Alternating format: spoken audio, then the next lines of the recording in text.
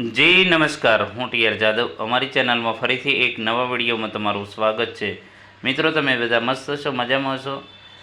મિત્રો, GSRTC helper ટૂંક સમયમાં ભરતી આવશે, નોટિફિકેશન જાહેર પણ થઈ જશે, સમય પણ આવી જશે અને જે સમય અમૂલ્ય છે એ આપણો વેડફાઈ જશે. તો જે સમય તમને મળ્યો છે તો એનો સદુપયોગ કરો. જે ડોક્યુમેન્ટ બાકી છે, ડોક્યુમેન્ટ માટેનો વિડીયો પણ આજે બનાવીશું, બરાબર? તો કે કયા કયા ડોક્યુમેન્ટ જરૂરી છે, શું છે, તેના વિશે ડિટેલમાં ચર્ચા કરીશું. તો એ પણ તૈયાર રાખો ડોક્યુમેન્ટ, કારણ કે જે તમે હેલ્પરમાં ફોર્મ ભરશો, બરાબર, તો એમાં જે ડોક્યુમેન્ટ છે તમારે એના ફોર્મ જે ભરશો એના પહેલાં ના હોવા જોઈએ. એટલે ખાસ એ પ્રમાણે ડોક્યુમેન્ટ તૈયાર રાખજો, બરાબર? પછી પ્રોબ્લેમ થાય અને નાની એવી ભૂલના લીધે તમે આખું મતલબ કે તમારું સપનું જે છે રોળાઈ જાય, બરાબર? ઘણાને એવું થયેલું છે કે નાની નાની ભૂલોના કારણે પણ રિજેક્ટ થવું પડ્યું છે, બરાબર? તો હવે મિત્રો વાત કરીશું હેલ્પરમાં જે સિલેબસ પ્રમાણે અલગ અલગ ટ્રેડનું પૂછાશે. તો ખાસ મેઇન ટ્રેડ છે એમએમવી અને મિકેનિક ડીઝલ છે, ઇલેક્ટ્રિશિયન છે, પછી ફિટર છે અને બીજા અલગ અલગ ટ્રેડના કોમન પ્રશ્નો હશે. કોમન પ્રશ્નો કયા હશે એની પણ ડિટેલમાં ચર્ચા કરીશું. જો તમે અમારી સાથે જોડાયેલા રહેશો તો 100% તમારું સિલેક્શન નક્કી જ છે. અને આના વિડીયો બીજા પણ બનાવેલા છે, 250+ વિડીયો અગાઉ જે 2024ની ભરતી હતી એ માટે હેલ્પર માટે બનાવેલા, અને 700+ વિદ્યાર્થીઓ હાલ નોકરી કરી રહ્યા છે ટીઆર એજ્યુકેશનના વિડીયો જોઈને પાસ થયેલા. તો તમે પણ જોડાઈ જાઓ અમારી ચેનલ સાથે અને તમામ મટીરિયલ, ઓનલાઈન વિડીયો તમામ ફ્રીમાં મેળવી અને ફ્રીમાં નોકરી તમે પણ મેળવી શકો છો. અને વધુમાં વધુ મિત્રોને શેર કરો, જેથી કરીને અમને પણ મોટિવેશન મળે. અમને એમ લાગે કે ના, તૈયારી કરનારા કરી રહ્યા છે તો એમને હેલ્પફુલ થઈએ. જો તમે વિડીયોને લાઇક શેર નહીં કરો તો અમને એમ થશે કે જરૂર નથી, અથવા તો એમને આપણા વિડીયો ગમતા નથી. પરંતુ ઘણા એવા આ સત્ય હકીકત છે કે અગાઉની જે ભરતીમાં જે વિદ્યાર્થી મિત્રોને જે વિડીયો નથી મળેલી અમારી ચેનલ પહેલાં, તો એ લોકો હજુ પણ પછતાય છે કે સર લાસ્ટ ટાઈમે 2-4 દિવસ બાકી હતા પરીક્ષાના ને એવા ટાઈમે તમારી ચેનલ મળી, તો પણ અમને મતલબ કે ઘણો આઈડિયા આવ્યો. જો પહેલાં તમારી ચેનલ કદાચ મળી હોત અમને, તો શાયદ અમે આજે હેલ્પરમાં નોકરી કરતા હોત. એવા અફસોસ કરી રહ્યા છે. એટલા માટે તમારું પણ એક કર્તવ્ય બને છે, તમને આ વિશે ખબર છે તો તમે પણ બીજા વિદ્યાર્થી મિત્રોને શેર કરો, બરાબર? જેટલું શેર કરશો એટલો જે જરૂરિયાતમંદ વિદ્યાર્થીને ફાયદો થશે.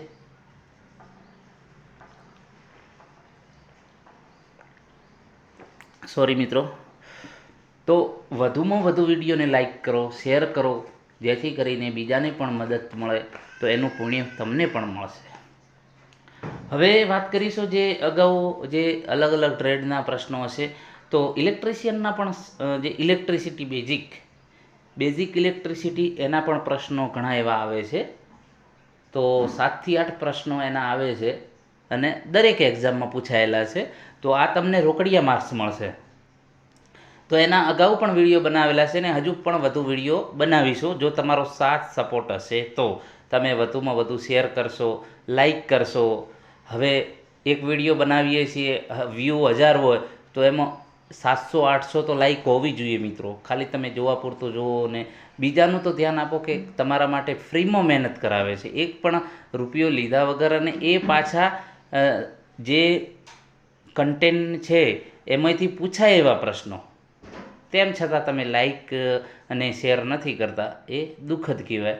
તમારે વિચારવું પડે મિત્રો કે કોઈક આપણા માટે મદદ કરી રહ્યું છે, તો આપણી પણ એક માનવ તરીકે ફરજ બને છે કે આપણે પણ વિડીયોને લાઈક કરીએ અને શેર કરીએ. એમાં તમારે નથી પૈસા આપવાની કે તમારે કંઈ મજૂરી નથી કરવાની કે મહેનત નથી કરવાની, ફક્ત એક બટન દબાવવાનું છે અને એક શેર કરવાનું છે. આટલામાં પણ તમે કંજુસાઈ કરો છો, તમે હદ કહેવાય મિત્રો. ચાલો, એ તો જે પ્રમાણે પોતાની મરજી, અમે અમારું કામ કરીશું. હવે તમને યોગ્ય લાગે તો તમે કરજો લાઈક ને શેર, બીજું તો શું દોસ્તો. હવે વાત કરીશું જે બેઝિક ઇલેક્ટ્રિસિટી મોસ્ટ આઈએમપી 25 પ્રશ્નો છે, તો તેના વિશે ચર્ચા કરીશું. તો વિદ્યુત પ્રવાહનો જે આંતરરાષ્ટ્રીય એકમ કયો છે, એટલે કે એસઆઈ યુનિટ, બરાબર? આંતરરાષ્ટ્રીય કે સમગ્ર વિશ્વમાં માન્ય છે, બરાબર? કોઈ પણ દેશમાં જાઓ જે એસઆઈ યુનિટ મતલબ કે એ સમગ્ર જે દુનિયા આપણે કહીએ તો એમાં માન્ય છે, તો એ કયો એકમ છે?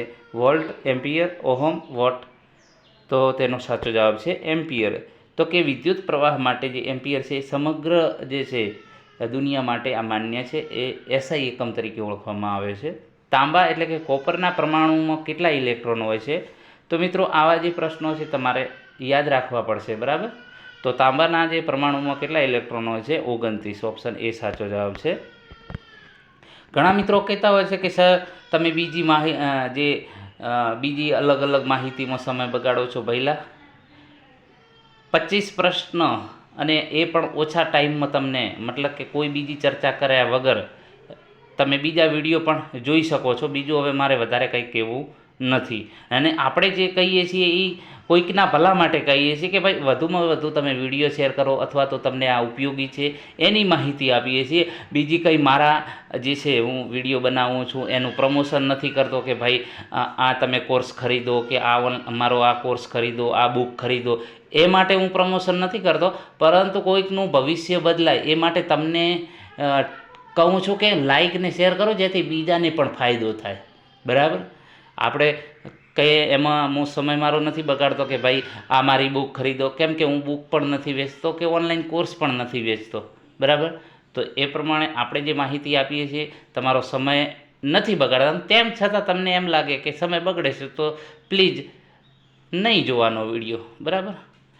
ઇલેક્ટ્રિક કરંટના જે વહનને રોકવાના ગુણધર્મને શું કહેવામાં આવે છે? કંડક્ટન્સ, ઇન્ડક્ટન્સ, રેઝિસ્ટન્સ અને કેપેસિટન્સ. તો તેનો સાચો જવાબ છે રેઝિસ્ટન્સ. ઓપ્શન સી સાચો જવાબ. તો કે ઇલેક્ટ્રિક જે કરંટ છે એને વહન થતું હોય અને એના એ રોકવાના, બરાબર, રોકવાના જે ગુણધર્મ છે, પ્રોપર્ટી છે, તો એને શું કહેવામાં આવે છે? રેઝિસ્ટન્સ.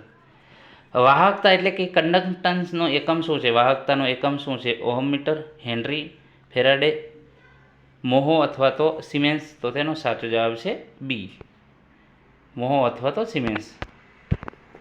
એના પછી વાત કરીશું પરમાણુના ન્યુક્લિયસમાં કયા કણો આવેલા હોય છે. તો આ પણ પ્રશ્ન તમારે તૈયાર કરવા પડશે કે પરમાણુના ન્યુક્લિયસ કેન્દ્રમાં કયા કણો. આ જે છે બેઝિક પ્રશ્નો છે ને બેઝિક પ્રશ્નો જ પૂછાશે. પ્રોટોન અને ન્યુટ્રોન. ઓપ્શન બી સાચો જવાબ છે. નીચેનામાંથી કયું મટીરિયલ સૌથી ઉત્તમ વિદ્યુત વાહક એટલે કે બેસ્ટ કંડક્ટર છે? બરાબર. ચાંદી, તાંબુ, એલ્યુમિનિયમ, લોખંડ. તો ચાંદી છે એ બેસ્ટ કંડક્ટર છે. એક સમાન કિંમતના 3 રેઝિસ્ટરને શ્રેણીમાં જોડતા કુલ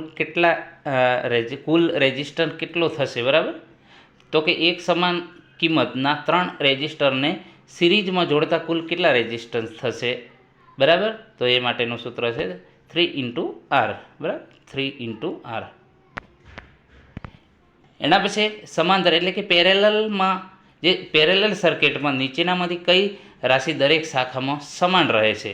જે પેરેલલ સર્કિટમાં તો કરંટ, વોલ્ટેજ, પાવર, રેઝિસ્ટન્સ, તો વોલ્ટેજ. આવા મિત્રો પ્રશ્ન પૂછાય છે તમારી પરીક્ષામાં અને તમને આવડતા હોય તેમ છતાં પ્રેક્ટિસ ના કરી હોય એના લીધે રહી જતા હોય છે અથવા તો તમે પરીક્ષાના ટાઈમે મૂંઝાઈ જતા હોય છે અને ખોટા લખીને આવતા હોય છે. તમને એમ લાગે છે કે મેં સાચું લખ્યું છે.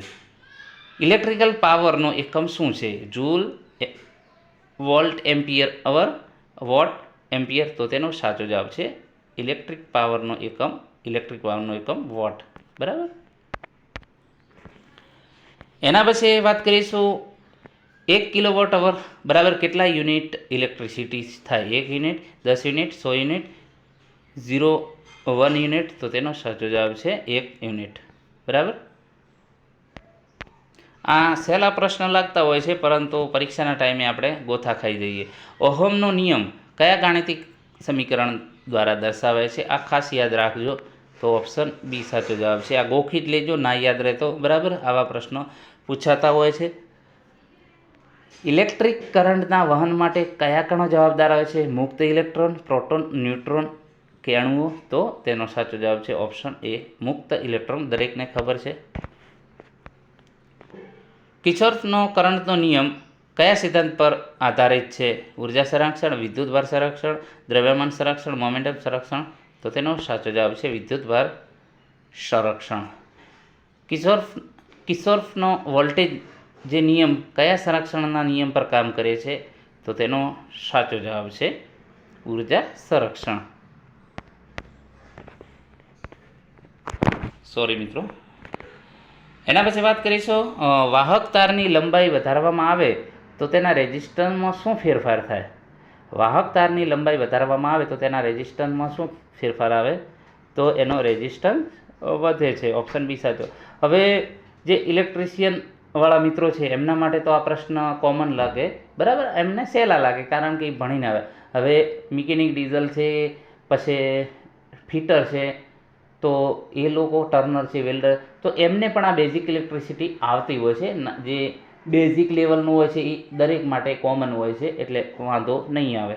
શુદ્ધ ધાતુઓનું જે શુદ્ધ ધાતુઓ વાહકોનું તાપમાન ગુણાંક એટલે કે ટેમ્પરેચર કોફિશિયન્ટ કેવું હોય છે? નેગેટિવ, પોઝિટિવ, શૂન્ય કે બદલાતો રહે? તો પોઝિટિવ. ઓપ્શન બી સાચો જવાબ છે.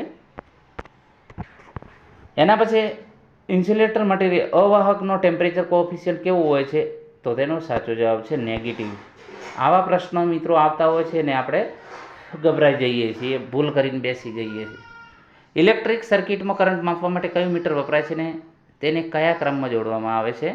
વોલ્ટમીટર સમાંતરમાં, એમીટર શ્રેણીમાં, એમીટર સમાંતર, ઓહમમીટર શ્રેણીમાં. તો ઇલેક્ટ્રિક સર્કિટમાં કરંટ માપવા માટે જે છે એ મીટર શ્રેણીમાં વપરાય છે, બરાબર, શ્રેણીમાં જોડવામાં આવે છે. ઓપ્શન બી સાચો જવાબ છે. આ ખાસ યાદ રાખજો.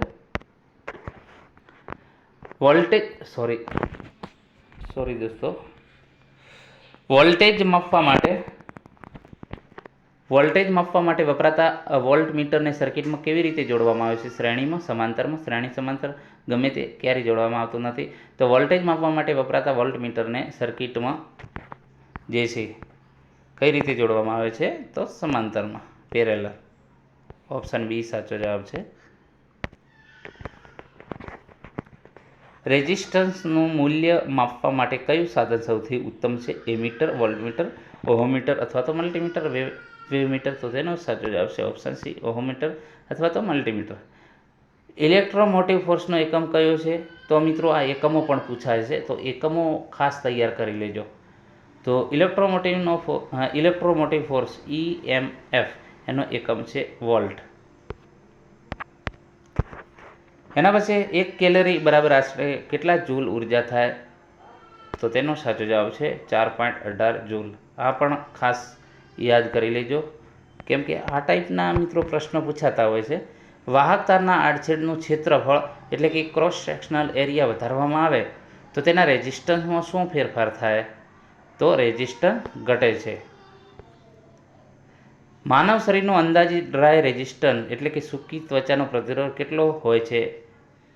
તો તેનો સાચો જવાબ છે ઓપ્શન સી, 1,00,000 ઓહમ, બરાબર. તો આ પણ આવા જે છે પ્રશ્નો પૂછાય છે. વિદ્યુતભાર ઇલેક્ટ્રિક ચાર્જનો એકમ કયો છે? તો તેનો સાચો જવાબ છે એમ્પિયર સેકન્ડ અથવા તો કુલમ્બ. તો મિત્રો આ જે છે મોસ્ટ આઈએમપી પ્રશ્નો છે બેઝિક ઇલેક્ટ્રિસિટીના. બીજા પણ આપણે બનાવીશું જેથી કરીને તમને વધુમાં વધુ આનો ફાયદો મળે અને વધુમાં વધુ તમે મતલબ કે આમાંથી ગુણ કલેક્ટ કરી શકો. ખાસ આપણે મિકેનિક ડીઝલ અને એમએમવીના જે છે પહેલાં તૈયાર કરાવીશું, પણ આ તો તમને ફક્ત ને ફક્ત ખ્યાલ આવે કે ઇલેક્ટ્રિશિયન, ફિટર, વેલ્ડર કઈ ટાઈપના પ્રશ્નો આવશે એ માટે આપણે હમણાં પહેલાં દરેક ટ્રેડના એક વિડીયો બનાવીશું, એટલે તમને થોડો વધારે ખ્યાલ આવે. અને બીજા જ્યારે પૂરપાટ ઝડપે આપણે ચાલુ કરીશું ત્યારે આપણે ખાસ મિકેનિક ડીઝલ ને એમએમવી પહેલાં પૂરું કરીશું અને પછી કોમન પ્રશ્નો અને પછી ટ્રેડ વાઇઝ ફિટર છે, વેલ્ડર છે, એમ, બરાબર. તો એ પ્રમાણે તો મિત્રો તમને દરેકને એક નમ્ર વિનંતી છે કે આપણે આજે તમને PDF ફ્રીમાં અને ઓનલાઈન જે છે વિડીયો ફ્રીમાં આપીએ છીએ. તો તમારું પણ એક કર્તવ્ય બને છે કે તમે પણ વિડીયોને લાઈક અને શેર કરજો, જેથી કરીને અન્ય બીજા મિત્રોને પણ આનો લાભ મળે. આભાર.